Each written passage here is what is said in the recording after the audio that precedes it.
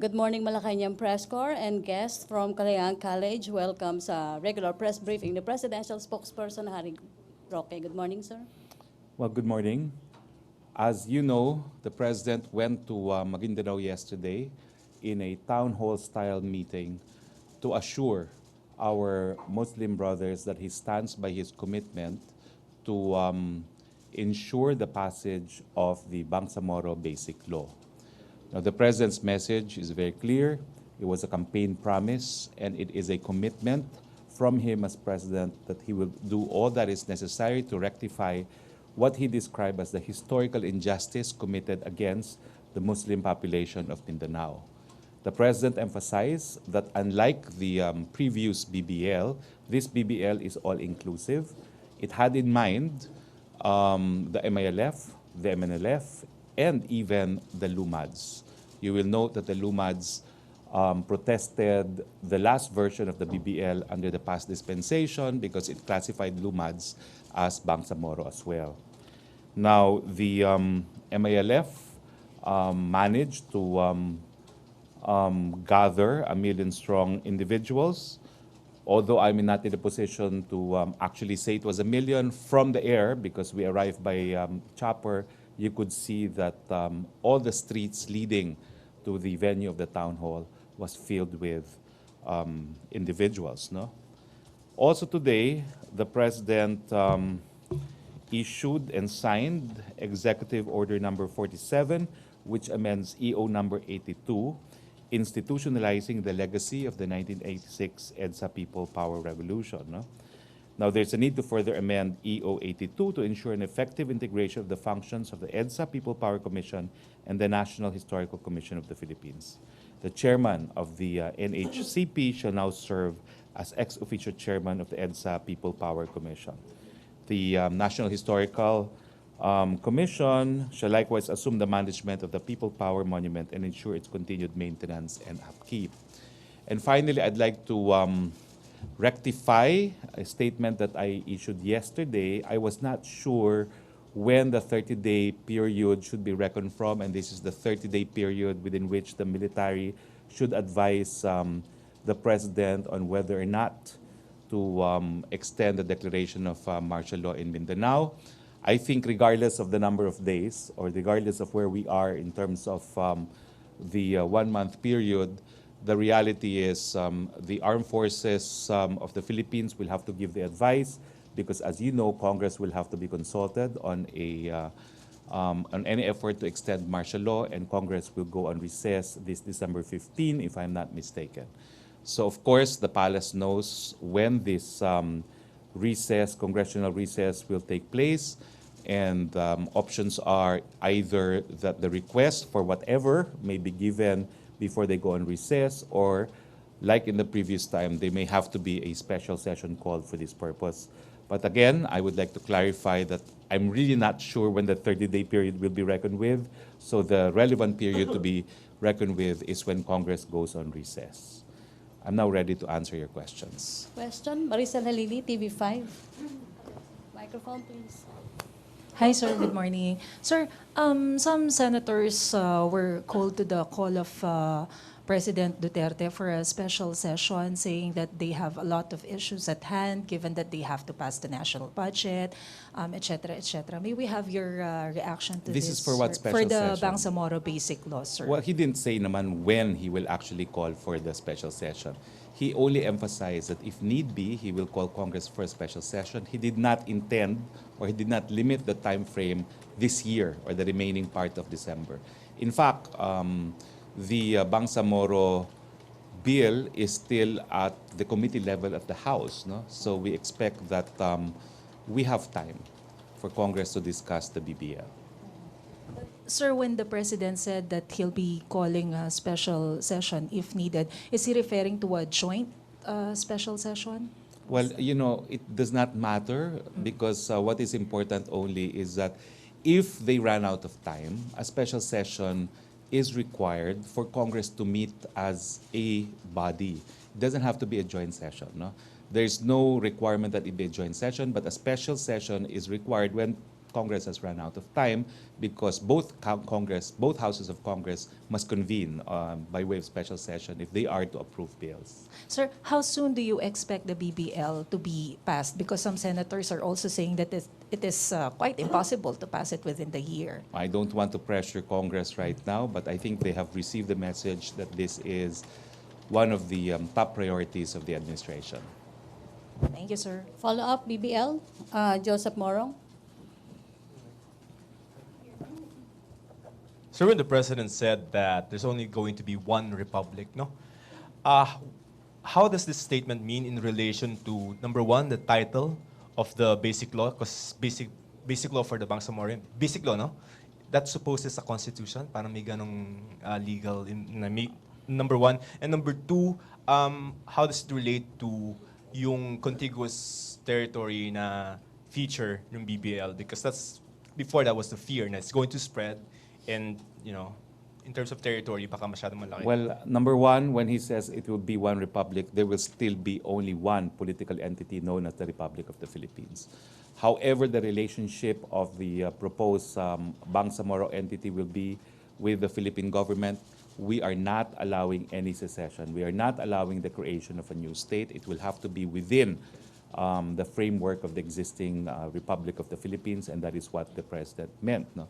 Secondly, your second question is? Yung sa contiguous territory. Kasi before, when I was covering this, kaya ayaw ng iba ng basic law yung title ng law is that may kind of assumption that it's a constitution for another state.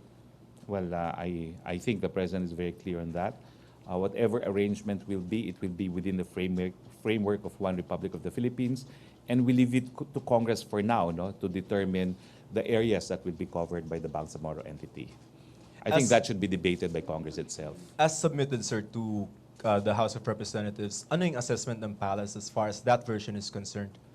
If I'm not mistaken, the requirement is there's a stated area, and there's a certain percentage if an area wants to join, no, to be called in a referendum. No? But I'm not sure about the details right now. No?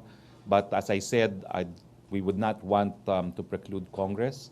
Let Congress debate it, because it is Congress that is a deliberative policy, a policy maker. It is an issue of policy, so we leave it to Congress. Just one last point. March 21 daw, kaya na lang ibigay, sir. I hope so. I did not want to give any time frame to the Congress, no, because they are, after all, a co-equal branch of government. But I have heard from my sources in OPAP that they're looking at sometime in March for the passage, at least in the House of Representatives. Thank you. Follow-up? Follow-up about BBL, Dexter Ganive. Sir, good morning. Yes, Sir, Dexter. yung papandayin na basic law for Bangsamoro, ito po ba ay nakahilera na dun sa pinapanday, sinusulong po ngayon na federal form of government? Hindi po ba pag sinabi nating federal form of government, bawat federal state ay merong basic law? Hindi po. Well, number one, as I said, the crafting of the policy is left to Congress, no? So we don't want to preclude Congress, no? But number two, what I can confirm is the President has committed passage of the BBL independent of the adoption of a federal form of government, no? Oftentimes the issue is asked which will come first. Well, I think it's very clear that from the pronouncement of the President yesterday, he has given top priority to the passage of the BBL. So paano yun, sir? Kapag meron ng basic law for the Bangsamoro at naisulong din ang federalism, paano po mai-inline doon sa federal government? Yung Alam niyo po, nakasaad sa jurisprudence natin, Congress is always presumed to know what the laws that it is passing. No? So kung maipapasa yung proposed amendments to the Constitution for federal form of government, matapos maipasa ang BBL, sigurado po ako na yung proposed amendments to the BBL would be consistent with the provisions on the BBL law passed. Thank you, sir. Questions? Follow-up? Other issue? Pia Ranyada. Hi, sir. Hi, Sir, Pia. the President has been mentioning in many speeches that he is inclined to bring back the police to the drug war. And then he said po na he hasn't signed the EO yet, but he doesn't mention what particular consideration, what's stopping him exactly from actually signing the EO? Did you get a chance to ask him what was the major consideration in when he will sign that EO? I think I said this yesterday in Panakan. I think we should allow the president absolute discretion on whether or not he will transfer it anew to the PNP and when he will do it. I will just reiterate that unless he issues the necessary written directive, it remains with the PIDEA, and let's leave it at that. So sir, we weren't able to ask him why he's still parang nag-aalandangan siya to sign the EO. Well, we talked about it when the victims of the Maguindanao massacre were with him last Wednesday, and that's why I know that there is no final decision on it, because the way he talked about it was it's still at that point where he is considering it, no? So I understand I understand that we need to clarify this matter, but what I'm saying is this is one of those areas subject to presidential prerogative. So let's give him all the time that he needs to study whether or not he will actually return it to the PNP and when. Because sir, we recall that he withdrew the PNP largely because of the corruption allegations. So the fact that he's actually mulling their return, does that mean that he's on a certain level of satisfaction with the purge of corrupt police in the force? I will not speculate. I will again reiterate that let's leave the president be on this issue as he studies the matter very well. All right, thanks sir. Follow up on drugs, Hannah Sancho. Morning, Secretary Roque. Sir, may news report from Reuters na may na-obtain po sila mga CCTV footage sa isang police operation sa Manila. Ayon sa blotter, nanlaban yung 3 drug suspects. Pero taliwas po ito sa nakita sa CCTV na malinaw na binaril ito ng mga police enforcers. At may footage din na tila minumove ng mga police yung mga CCTV para hindi sila makunan during the operations. Pero hindi nila napansin kasi medyo marami pa yung CCTV dun sa area. Well, I assure you that authorities are now looking into this matter. We're in the process also of authenticating the video. I assure you that the President will not tolerate any abuses that may be committed by some personnel of the PNP. Again, the palace position is we do not tolerate police violence, brutality, or killing. Of course, the latest pronouncement in this regard is still the Arnaiz case as well as the Kian case, that the President will not tolerate murders being committed by the PNP. But we are looking into this because this is very new. I think it only came out yesterday. No? Yesterday yung Yes. article, sir. Yung incident last October 21. And I myself have not seen the video, but I will see it at some point. Sir, ngayon nasa PIDEA na po yung drug war. Yung mga reklamo doon sa mga police officers na may reklamo sa kanila na pinapatay talaga nila. Hindi na nalaban yung mga nahuhuli nila ng mga drug suspects. Ano na po yung update po dun sa yung mga police officers na yun, sir, na Ang problema po, hindi natin nirereklamo? alam kung talagang may reklamo. Okay. Ang reklamo po ay sinusulat, isinasampa sa mga authorities, no? So, marami po yung pwedeng puntahan. Pwedeng dalhin sa NAPOLCOM, pwedeng dalhin sa IAS, pwedeng dalhin sa Ombudsman, pwedeng dalhin sa PLEB. So, ang problema po, maraming reports na di umano, merong mga katiwalian, pero hindi ko po alam kung ilan talaga ang mga complaints na nakasampa. Ngayong tinanong mo yan, mahahanap po ako ng figura kung ilan talaga yung mga naisampang complaints nang malaman po natin talaga kung meron nga bang reklamo. Kaya nga po, hinihimo ko yung mga abogado, tumulong kayo sa proseso pagkalap ng ebidensya, dahil kung wala naman po magrereklamo, paano tayo mag-iimbestiga at paano tayo magpaparusa? Hindi po sapat yung press release na may mga ganitong reklamo, kinakailangan may aktual na complaint na isasampa. At napakadami pong pwedeng pagsampahan dyan. Pati po dito sa Presidential Action Center, pwede na po sila magreklamo kung ayaw nilang pumunta sa NAPOLCOM, sa IAS, sa PLEB, o di naman kaya sa Ombudsman. Thank you, sir. Follow up on drugs, other issue, Jar Rosales.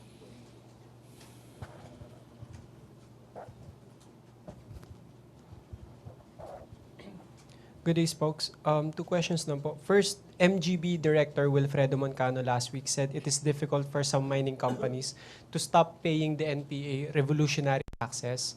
He said refusing to pay in most cases leads to burning of heavy equipment of the mining companies. Does President Duterte have a directive on how to address this in light of his threat to shut down mining companies financing the NPA? I will not annotate what the president said. He says that those who will pay revolutionary tax will be shut down. Now, I am sure that there will be consequences. Well, call upon the PNP and the Armed Forces of the Philippines to do their job. So, magkakaroon po ba ng directive to the defense forces to somewhat provide security to Naku, these hindi mining na po companies? kailangan ng directive dahil yan po talaga yung mandato ng kapulisan at ng hukbong sandatahan. Ang mandato po ng pulis ay to deal with problems involving law and order at meron din po silang mandato to deal with yung ongoing rebellion. No? At ganyan din po ang mandato ng ating hukbong sandatahan, no? Not just to deal with external threats but also with internal threats. No? At lalong-lalo na po sa Mindanao where there is a state of martial law, talaga pong merong katungkulan ang militar, no? Na panatiliin din ang kapayapaan dyan sa Mindanao. Then, last question, sir. What legislative action does the Duterte administration intends to prioritize with the Congress coming to a close for a Christmas break po? Ang dami po kasi yatang nakapila ngayon, yung pagpapasa ng train, yung possible extension of the martial law. Ano po yung Siyempre po, importante yung budget. Dahil pag hindi po nainak ang budget, yan po yung single most important output ng ating Kongreso, yung pantao ng budget. Wala tayong bagong budget, hindi magkakaroon ng katuparan yung build kung hindi magkakaroon ng pagtaas ng budget. Ang implication po pag hindi napasa ang budget ay we will have a reenacted budget and we have a slightly higher budget for this year of 2018 compared to 2017. Nandyan din po yung train, syempre, dahil yung train po is also intended to finance the Build program of the Philippines. No? And kung hihingi po talaga ng extension of martial law, although this is premature dahil wala pa namang request, that will also be a priority. Now, the martial law though is, it's not as if Congress has an option because if the President declares, they're duty-bound to convene whether or not they're in session. So, confident po ang Palace na kayang gawin to lahat within 1 month? Kaya naman po yan dahil yung tatlong yan, tingin ko matagal na pong napagdidebatihan sa Senado. Tapos na po lahat yan sa Kamara, ha? So, sa Senado na lang po inaantay natin. Thank you. Ted Tubera. Good morning, Secretary. Yes, Ted. Secretary, is the government still open to doing efforts to restore the peace talks with the CPP, NPA, NDF, like doing localized talks? Napapangiti na ako kasi talagang tinatanong yan at well-publicized na yung sinabi kong it is permanent. The cessation of peace talks is permanent for now, no? And it's ironical, but that is really the status right now, no? We have shut the doors for now to any ongoing peace talks. I'm not in a position to say that the door will forever be shut. We need to see sincerity on the part of the CPP-NPA. Show us that you are sincere, and I'm sure the President will act accordingly. Yun nga, Secretary, how do we reconcile that permanent for now? Are we saying na that's the position of the current administration, and if this administration is done, there will be, the next administration would deal with the CPP-NPA? I do not know what else I can say in this, no? Kasi wala na munang peace talks. Yun lang po yun. Hanggang walang sinseridad ang CPP-NPA. I do not know what else I can say. Kaya po napapangiti na ako kasi it's always a question, no? But the ball is in the court of the CPP-NPA. Show the requisite sincerity and the President might just consider. But for now, no more peace talks. What are these conditions or for to say that they are sincere? Naku, hindi ko na po alam yun. Nasa kanila na yun. Nasa kanila na po yun. Follow up. Pero again, uulitin ko po, no? Nakita nyo naman ang chronology of events dyan, ha? Talaga namang wala na ibang presidente na nagbigay ng ganitong leeway para magkaroon ng usaping kapayapaan, and you have got to give it to President Duterte. Wala pong ganyang presidente na talagang all out na tinanggap niya na magkakaroon ng kapayapaan at kinilala niya na stakeholder, no, sa kanyang gobyerno itong mga miyembro ng CPP-NPA. At some point, Cory Aquino, I guess, also did that, pero that was for a very short period of time only, no? Pero dito po talagang maximum tolerance naman ang kanyang ipinakita. Last on my part, Secretary. I want, could we clarify kung is the President still open to having this traditional Christmas truce with the CPP-NPA? Now, that's a different matter. Let's wait for the President's action. Kasi traditional naman yan, no? Dahil Pasko, tigil putukan, but that's the President's call. What I'm saying is the termination of peace talks is a separate issue from whether or not he will declare. Ang tawag dyan, SOMA nga ba? SOMO. SOMO. Ang tawag dyan, SOMO. No? So that's completely a different topic. Let's await word from the President. Thank you, Okay, Secretary. thank you, JP Bencito. Hi, sir. Good morning. Just a follow-up on this.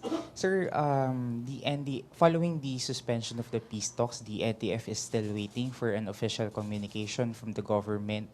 Sir, can we expect this kind of document to be sent to the Reds soon? When will this be? Yes, that's a bit of legalist. No, that's too legalistic an approach. What else do they want? The president already issued a proclamation saying it's been terminated. It's not as if the NDF has a status of a state.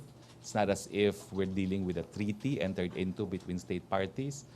That's enough that there is a formal proclamation. Whether or not they will be given a formal letter of termination, to me that would be superfluous. Get a copy of the proclamation, and it's very clear. Peace talks are over for now. Sir, just a follow-up on this also.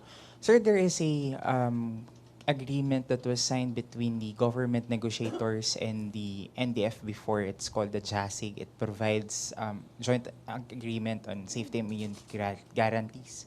Sir, it provides guarantees to some of the NDF negotiators who are currently abroad or allows safe passage.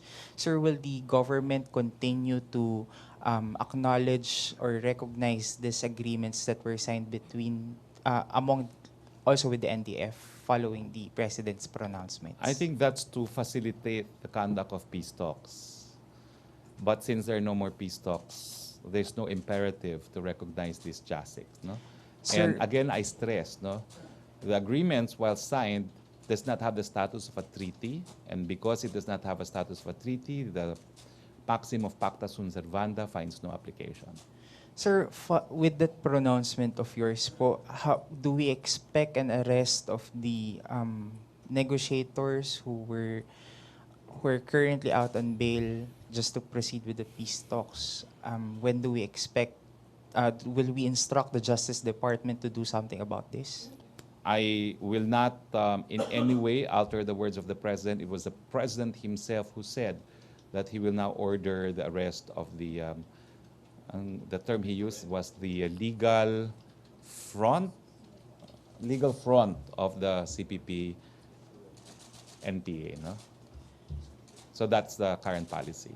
But sir, we don't have any instruction or timeline to the Justice Department when will we proceed with these arrests? No timeline, but I think the Department of Justice knows what to do.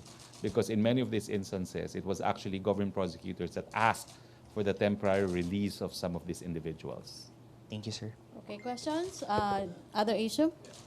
Okay, Joseph Morong. Clarification. During the speech, he said, order the surrender. Ordering an arrest is different because medyo passive yung order to surrender. Pero it's the EFP saying... Okay, so what I meant to say was I will not paraphrase the President, go back to the transcript. That's what he said. It will remain. So it's whatever it is actually that he said, because I don't have the transcript here. No, but I was present when he said it, and well, we need the transcript. But what I'm saying is I am not going to annotate what he has already said. Is he ordering the arrest of these leaders, 30 to 40? Check the transcript. Check the transcript. But if I remember correctly, Order surrender yung term.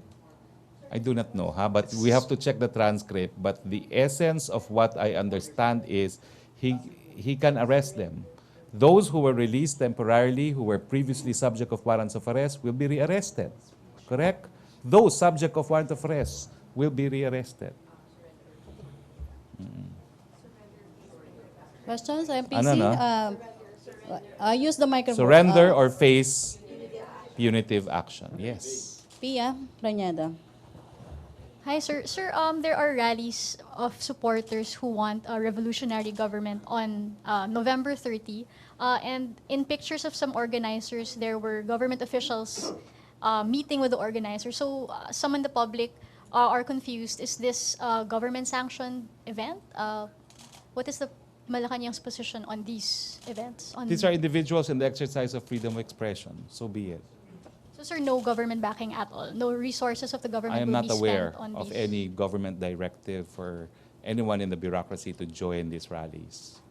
Is there a message from Malacañang to these supporters, given that the president has already said that he does not want to declare a revolutionary government? You know, the president has never disallowed any public gathering, pro or against the administration. No? So why should there be any different policy for pro-Duterte groups that wish to exercise their freedom of expression? They're welcome to do so. Okay, last question. Dexter Rosalie Cos.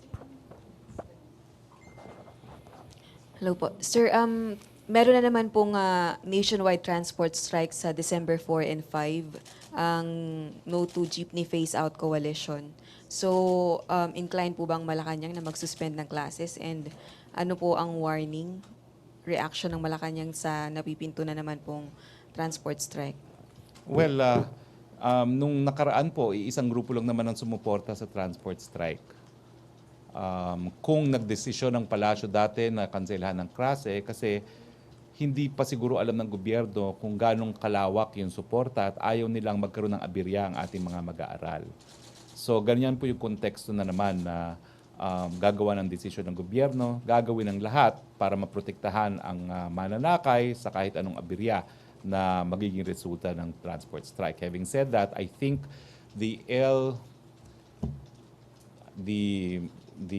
LTFRB is correct in saying that the holders of public franchise and conveniences are precluded from joining such action, and therefore expect that their participation will come with the legal consequences, no, as far as the award of Certificate of Public Convenience is concerned. Follow up. Other issue.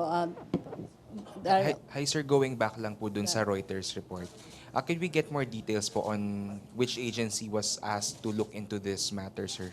Definitely, the police. The police then. And this is very new, so I'm sure the police are looking into this because it affects conduct of alleged policemen, because we do not know yet. We have to authenticate the video, no?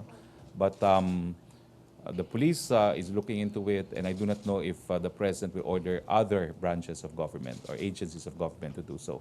I would look at the video in my capacity as Presidential Advisor on Human Rights, but I will have to find the video, and it will have to be somehow authenticated. Follow up, sir. Do you think this will have a bearing dun sa decision ni President to bring back the police to the drug war? Magiging factor po ba to, sir? You know, kasi ang problema dyan yan sa isyong yan, any which way we say, or whatever we say, hanggang hindi pa ginagawa ng presidente, the matter remains pending. Kaya nga apil ako, pabayaan muna natin yung presidente. I do not know if it will or it will not have an impact, but until the president has actually issued anything in writing, let's respect the status quo. Thank you, sir. Okay, last two, Joseph Morong and Dexter Ganibe. Sir, just on the RevGov, what is the president's actual position? Di as ba, far as- nandun ka naman sa Vietnam? Mr. Two. Ha? Sometimes he says. No, he but wants nasa it. Vietnam ka. He shrugged it off. Okay. Di ba, that- you and I were both present there, no? Correct. So I So- go by that. That's the official position. Because there's a statement from the speaker na sinasabi niya na if may ganun na plano, handa sila na mabuwag yung camera and they're ready to lose their jobs. I mean, if the speaker is saying things like this, siguro naman meron siyang konting background that this might be a serious thing, or he's just responding to a theoretical question. Well, I'm not the spokesperson for the speaker. I can't speak for him. But you and I heard and saw the president's declaration on the revolutionary government in Vietnam. I don't think it has been altered since. Okay. All right, cool. Thank you. Thank you, Joseph. Dexter Ganibe, last question.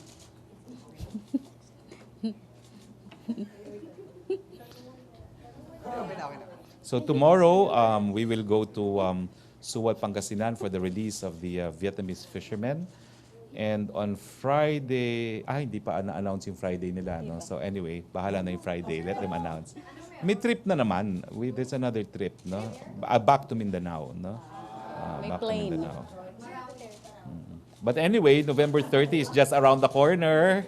So you will find out the truth of whether or not there will be revolutionary government by November 30.